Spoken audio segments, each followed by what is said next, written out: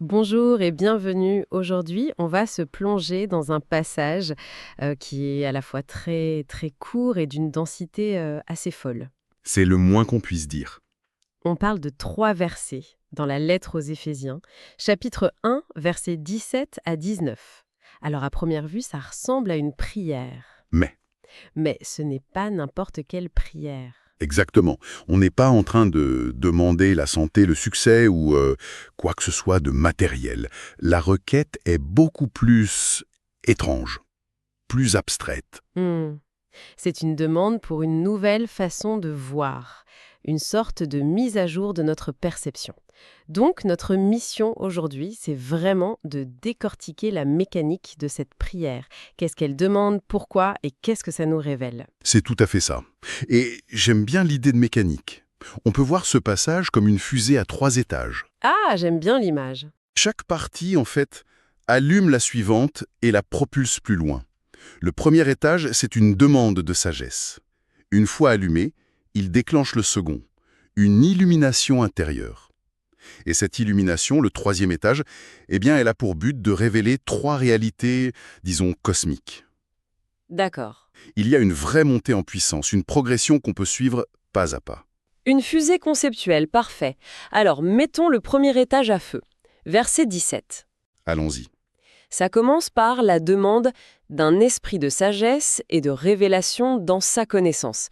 Spontanément, esprit de sagesse, on pense à devenir plus malin, plus perspicace, mais il y a un piège, non? Oui, il y a un piège. Le piège, ce serait de croire qu'il s'agit d'une sagesse générale, bonne pour, je ne sais pas moi, réussir ses examens ou faire de bons placements. C'est ça. Or, le texte verrouille tout de suite le sens. Il ajoute une précision qui est cruciale, dans sa connaissance. Mhm. Toute la sagesse et toute la révélation qui sont demandées ici sont orientées vers un seul et unique but, connaître Dieu. Et attention, Oui. il ne s'agit pas d'accumuler du savoir sur Dieu comme on apprendrait des faits historiques, mais de le connaître lui. C'est toute la différence entre un savoir purement intellectuel et une connaissance relationnelle. C'est un peu la différence entre lire la fiche Wikipédia d'un artiste et passer une soirée à discuter avec lui. C'est une excellente analogie. D'un côté, on a des faits, des dates, une liste d'œuvres. De l'autre, on a un aperçu de la personne elle-même. Mève. Même là, l'analogie a ses limites. On peut se tromper complètement sur quelqu'un. Le mot révélation ici, ça suggère que l'initiative vient d'ailleurs, non? C'est un point absolument central. Le mot grec derrière révélation, c'est apocalypsis. Ah oui. Ça veut dire littéralement un dévoilement. C'est l'idée d'un rideau qu'on tire pour montrer ce qui était caché. La connaissance de Dieu, dans cette perspective, ce n'est pas quelque chose qu'on conquiert par notre intelligence. C'est quelque chose qu'on reçoit. Voilà, c'est Dieu lui-même qui se dévoile. Et c'est pour ça que l'auteur précise bien à qui il s'adresse. Il dit « Le Dieu de notre Seigneur Jésus-Christ, le Père de gloire ». Ce n'est pas juste une formule de politesse. Non, pas du tout. Père de gloire, c'est une façon de dire qu'il est la source même de tout ce qui est glorieux, de tout ce qui a du poids, du sens, et que c'est de cette source que doit jaillir la révélation. D'accord. Donc, premier étage. Recevoir une capacité, disons, surnaturelle pour connaître Dieu non pas comme un objet d'étude, mais comme une personne. C'est déjà puissant. Très puissant. Et ça enclenche le second étage, au verset 18, qu'il illumine les yeux de votre cœur.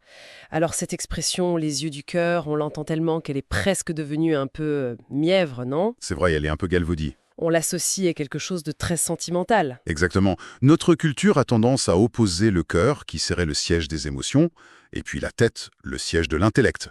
Mais pour l'auteur ici, le cœur, c'est bien plus que ça. C'est-à-dire, Dans la pensée biblique, le cœur, c'est le centre de commande de l'être humain. C'est là que tout se passe. La pensée, la volonté, la conscience, les décisions et les émotions. C'est le poste de pilotage. d'accord, je vois. Donc, illuminer les yeux du cœur, ce n'est pas juste ressentir une vague émotion chaleureuse. C'est allumer la lumière dans le cockpit. Recevoir une clarté fondamentale au centre même de notre perception du monde. C'est comme si on était dans une pièce magnifique, mais dans le noir complet. On se cogne partout, on devine à peine ce qu'il y a. Et l'illumination, ce serait d'appuyer sur l'interrupteur, C'est exactement ça. Les meubles étaient déjà là. mais tout à coup, on les voit. Voilà. Et le texte nous dit précisément quels sont les 3 meubles, les 3 réalités que cette lumière nous permet enfin de voir, de savoir. La première, c'est Hmm. Quelle est l'espérance qui s'attache à son appel? Oui. Et il y a un enjeu sur ce mot, espérance. Aujourd'hui, il sonne un peu faible, un peu fragile. J'espère qu'il ne pleuvra pas. C'est un vœu pieux, oui, mais là, on sent que c'est beaucoup plus solide. C'est un espoir qui est attaché à un appel. Il y a une notion de garantie derrière. Tout à fait.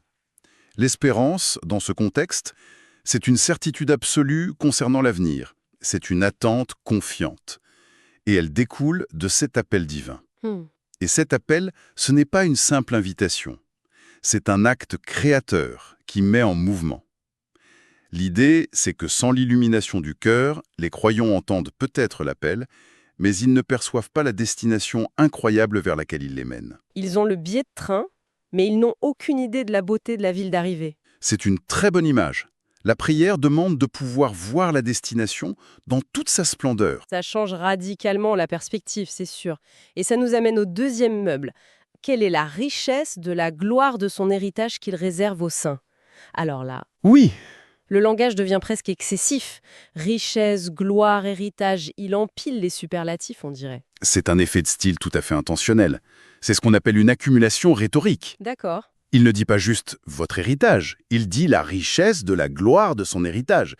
C'est comme s'il sentait que les mots normaux ne suffisent pas. Il essaie de créer un choc, de forcer le lecteur à réévaluer ce qu'il pense posséder. Et cet héritage? Ce n'est pas juste une promesse pour l'autre voix, c'est une réalité présente, une dotation. Et le mot saint ici, il ne faut pas se méprendre, ça ne désigne pas une élite morale. Ah non, c'est juste ceux qui ont été mis à part, les croyants. Exactement. Bon, alors, si je résume, la lumière s'allume pour nous faire voir deux choses. Un futur certain, glorieux, l'espérance, et un statut présent d'une valeur inestimable, l'héritage. On pourrait se dire que c'est déjà beaucoup. On pourrait. Mais le texte consacre un verset entier, le plus long des trois, au dernier point. C'est le bouquet final. Et c'est là que la fusée atteint son apogée. Le verset 19.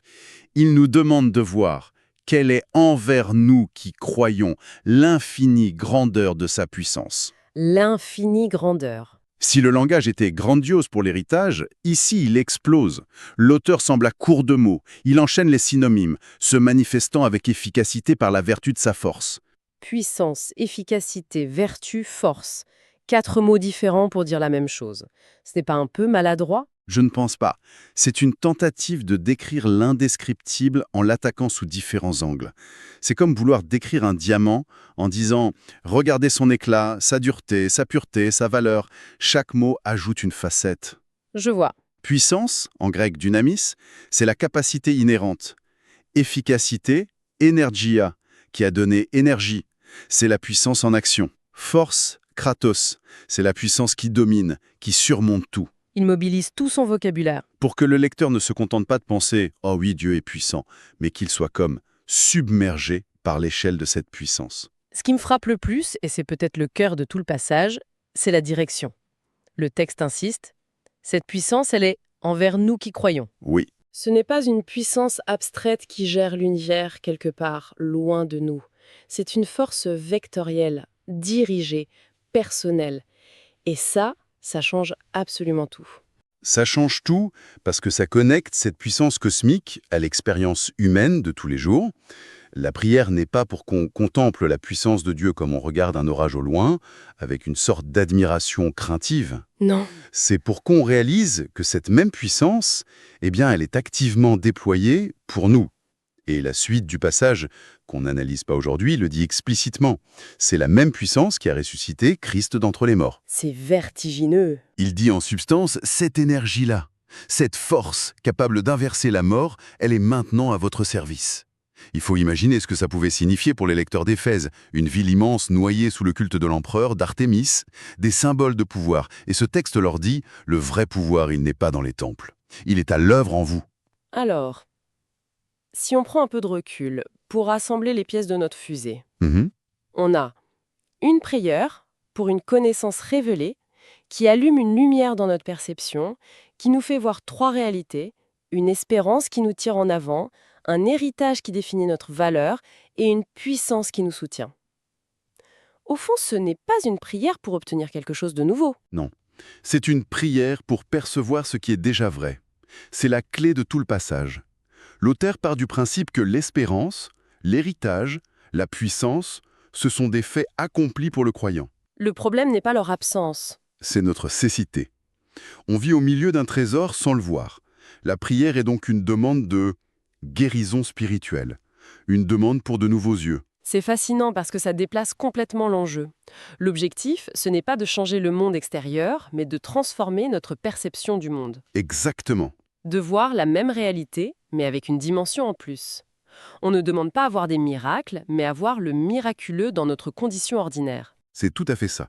Il s'agit de passer d'une foi en noir et blanc, une foi conceptuelle apprise, à une foi en couleur, perçue, vécue. Et c'est là, je trouve, que le passage nous laisse avec une question implicite, qui est absolument vertigineuse. Laquelle ? Le texte se concentre entièrement sur le savoir. Savoir quelle est l'espérance, savoir quelle est la richesse, savoir quelle est la puissance. Il nous amène au seuil de la connaissance. Mais il ne nous dit pas quoi faire de cette connaissance. Précisément. Et c'est la pensée finale que ça peut soulever. Si tout cela est vrai, si une puissance capable de vaincre la mort est réellement envers nous, pourquoi est-ce que l'expérience quotidienne ressemble si souvent à une lutte, à la fragilité, à l'échec, et si peu à une démonstration de cette infinie grandeur? C'est une excellente question. Le passage nous donne le début de la réponse. C'est un problème de perception. Il faut que nos yeux s'ouvrent. Mais il nous laisse nous débattre avec la suite.